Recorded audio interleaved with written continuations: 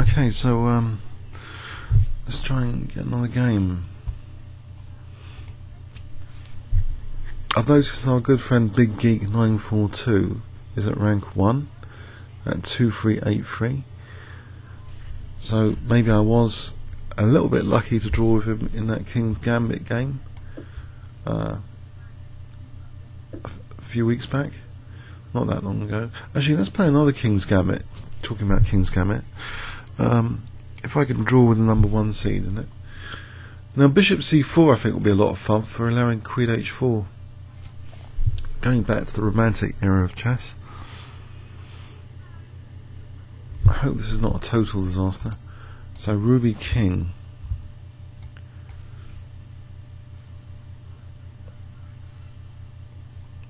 Quite stable sort of rating range. Has been up to 1997 in October 2011 on 15-minute control. Right, G5, hey? So he's blocked the queen from H4. Is Queen H5 an idea? Knight H6, and there's nothing clear there. H4 or Knight F3. H4 is interesting because you can't play Bishop G7 and H6 naturally here. And H6, HG, I'm disconnecting the chain because Queen G5, the chain's broken. So I think I will play H4 for that reason. Because he really wanted Bishop G7 to protect the rook, and then H4 there's H6. So I think this is chain breaking, H4, pawn chain breaking. If I can isolate these pawns, that'd be amazing.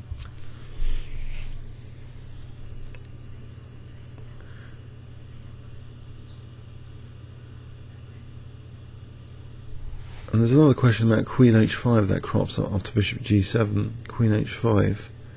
That would interfere with Knight F6. Knight H6, there's HG. Queen E7, maybe Knight C3. Well, that gets complicated because then Bishop C3, if he dares to, takes Queen E4, Knight E2. Queen G2, no, he's on F7. So Queen H5 is very tempting because it's double attacking G5 and F7. So Queen E7, Knight C3, Bishop C3, really. B takes Queen E4, Knight E2. He goes back to F7. Then I break the chain and isolate pawns. But is there another way? I think Queen H5 is the best. It stops natural Knight F6. I know it looks the crudest move in the book, back to beginner kind of chess, but here I think it's justified. It's attacking G5, trying to undermine this pawn chain as well as cruelly threatened mate. So Queen E7, Knight C3, or is there better than Knight C3? D3 might be considered. If Knight F6, there's going to be Queen G5. Actually, Knight C3 taking, he's attacking the bishop, so D3 might actually be better. There's no D5 here immediately. And then there's still this question about G5. So maybe D3 is the one. It does open up this bishop. D4 is a bit looser, Queen E4, and he can take, so I think I'm going to play D3.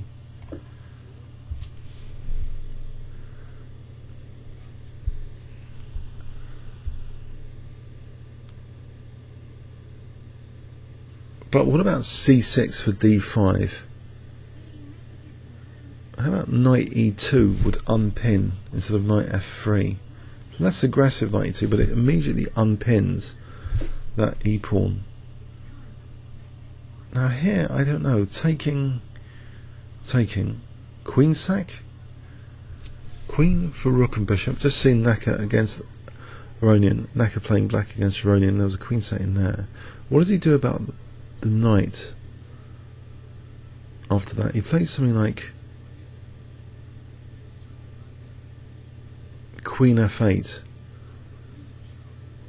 But isn't that passive? Otherwise, I don't know, Knight F6, and he's kind of I think he's prompting this queen sack actually, and it's probably losing for me, but I can't see what to do about yeah, so now there's the question, you know, should I have played knight c3? This is a pain. I think I'm going to have to go in for this queen sack and hope for the best. Maybe knight f3 afterwards, and then he's having difficulties protecting g5. So rook and bishop for queen, but the queen tied down to the knight. And knight f3, it's not so clear. You can't play f6 because of the issue with g8. I'll put that as a pre-move. So knight f3 here. Got a nasty pin to deal with. Queen g7 starts to look unsound. What about bishop d2 to play bishop c3? So queen f8, queen g7, bishop c3. I think that would be a good one. Then there's no f6 again. So if I get to play bishop c3 and knight d2, then knight f3, then castle, then rook here, then rook there, then I'm on f7.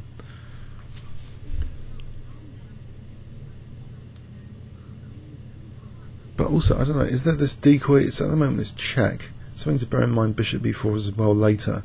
But bishop c3, knight d2, castle, queenside, knight f3, hitting g5.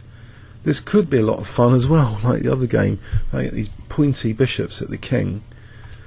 That could be the theme of this morning, actually, these pointy bishops.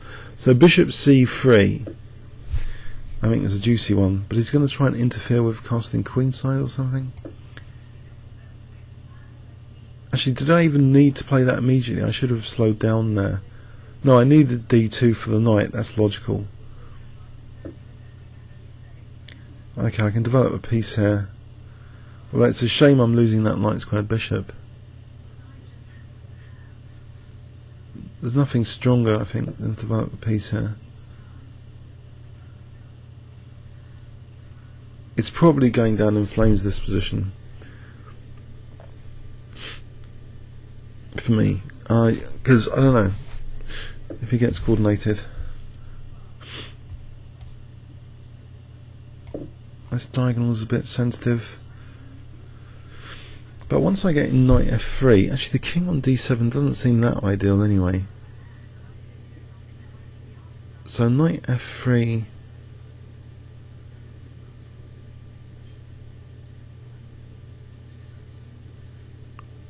Okay, now do I take with the pawn or the knight? If I take with the pawn, then maybe that king is more exposed. The knight offers some advantage of not much. I think taking the pawn is more aggressive, just in case this d file could be useful. c5, e5 later. Also, this knight move to f5 would put pressure on d6. So knight here. Also knight h4 to f5 if g4. If I can get the rooks coordinating, that'd be great. Rook. Okay, I'll get the rooks over here then, I think. For rook h7, that could be juicy. So e5 and knight e4 could be good. Now I check. There's rook e7, otherwise rook rook g7, rook e7. What about c5 just to try and break open the king?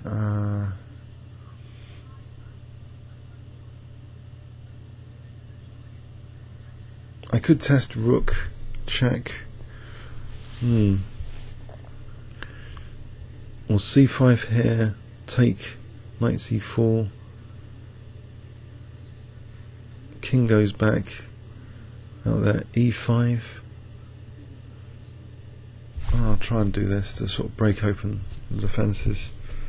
But I'm going to lose e4, there's a rook d1 check. So knight c4, rook e4, rook d1, king c8. In that position, isn't there something? Knight takes g5 takes, rook g8, queen g8. The rook's over here, I can't do too much.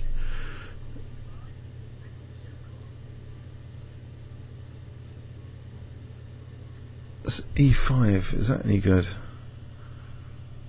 Takes knight g5. Maybe that's good idea to get e4 for this knight. If I play e5, wrenching open e4 as a square.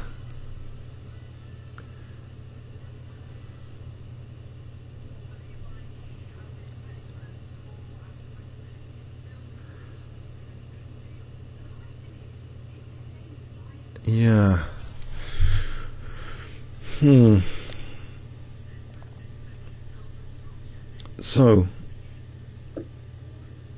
So d6 could be a little bit weaker here after that move. If I play knight c4, just try and target. Mind you, there's rook e4.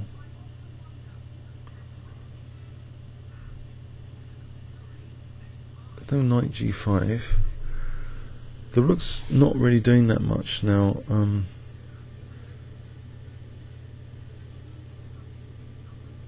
No, I don't think there's anything. Knight c4, rook e4. I could prepare it rook d1 though. Go back to d1. The rooks are getting evicted. But I want to be on d6.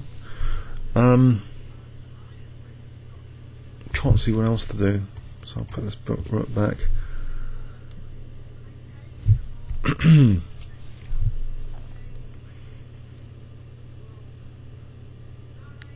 So knight c4, rook e4. Even if I win the queen back, no, it might be good to win the queen back. I'll be winning g8. So is he going to do something about knight c4? Is he going to play g4? He does something about that. Okay, what about b3 just for knight c4? Again, stops this queen attacking a2. So knight c4 still on the cards.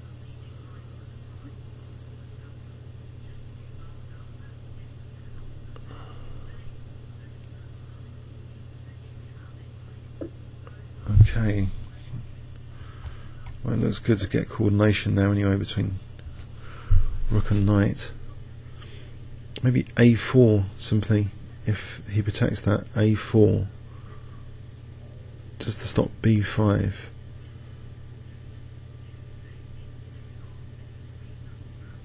Rook d7 is getting on the passive side anyway.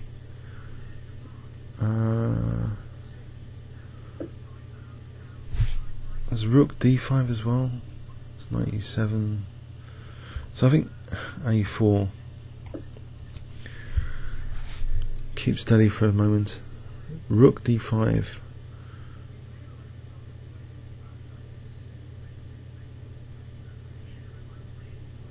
Threats emerging. What about e5 here?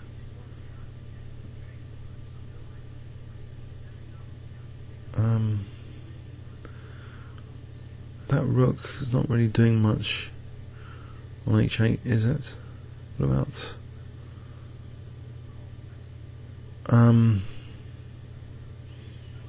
if I go back to h1, there's rook h7. Oh, now that the rook's off e4, I think I'll go back.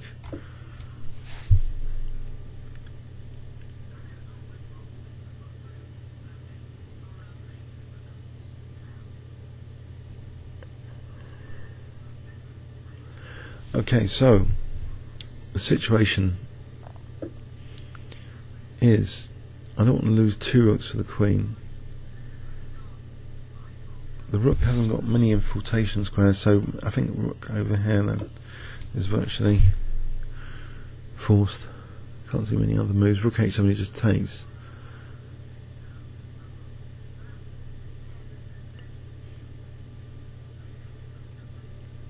So king b2. If g4 knight h4 maybe. Ah, do I give up a bishop to keep the knights, or give up one of the knights? Which one? The knight on c4 might be more relevant to the king. It's nearer the king. So taking with this one. Then he takes. Leave a knight on c4. If I don't, then knight c4 does damage. Unless I play knight fd2, he can still take and play knight e5 again. So I'll take.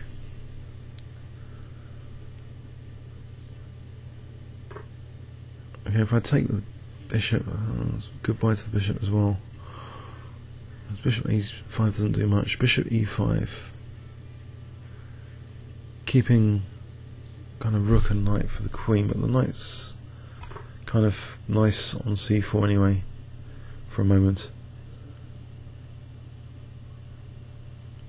What if I get the rooks coordinating somehow on the 8th? So I'll play this, try and get rook a8, rook h8 for rook c8.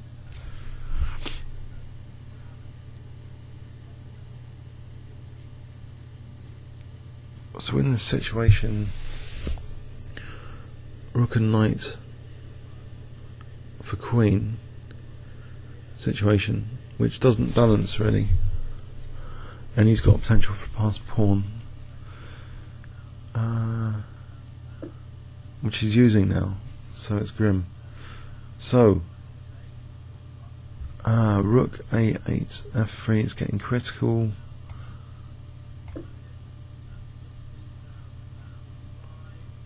Actually, I can take on a7 though. Maybe this is not so bad if I takes rook h8 just in time, maybe threatening rook c8. That's interesting. Maybe time pressure is creeping in. So rook and knight versus queen. Okay, if I take on a7, actually there's an option to take on d6 if I take on d8 here, but rook takes a7. Maybe try to just guard this f3 pawn if I just take and then rook f1 and a5 later for a6. This idea of rook d8 and knight takes d6, it's not really that convincing. Nor is this really, but okay, I think I'll. Mind you, if I allow king b8, then rook a5 to d5. Alright. Okay, rook a5 to d5. It's gonna. Does he play with a queen? Okay, to stop this pawn. He could just win e4 here with check. There's knight d2. Okay, that protects e4. Threatens f3. And then the rook's kind of stranded. So no, king d2, king e2. Oh, a5. Rook g8, a6, rook g1, end of game.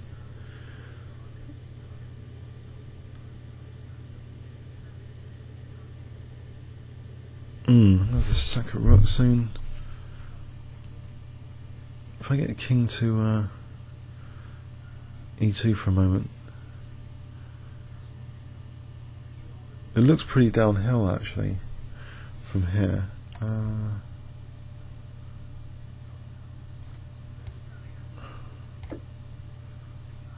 King e2 is an idea, but it doesn't look. Oh, he's even trapping my rook. I think that's the end of game here. That's a shame.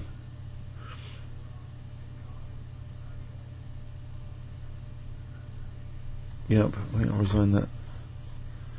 Well, mind you, I don't know. Could try for some sort of fortress. Right.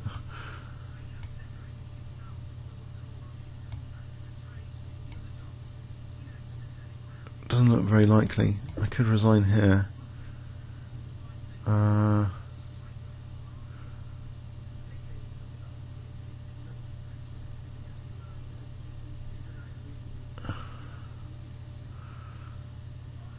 Yeah, it's taking his time here as well.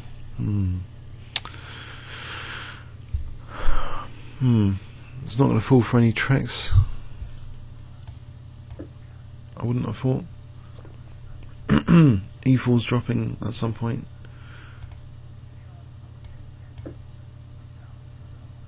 He just plays check, then E4 drops, and that's it, I think. Moving the king now. Plays Queen F4 check. Alright, he's just waiting for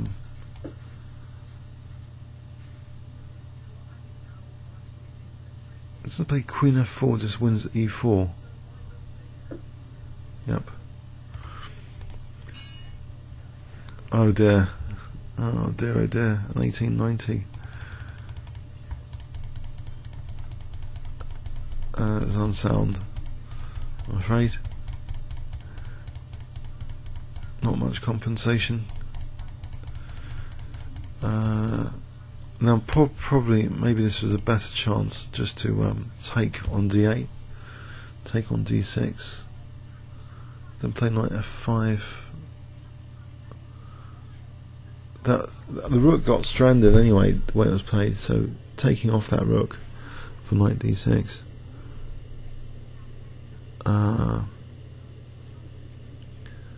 Yeah, that looks like the most promising. So comments or questions on YouTube. Thanks very much.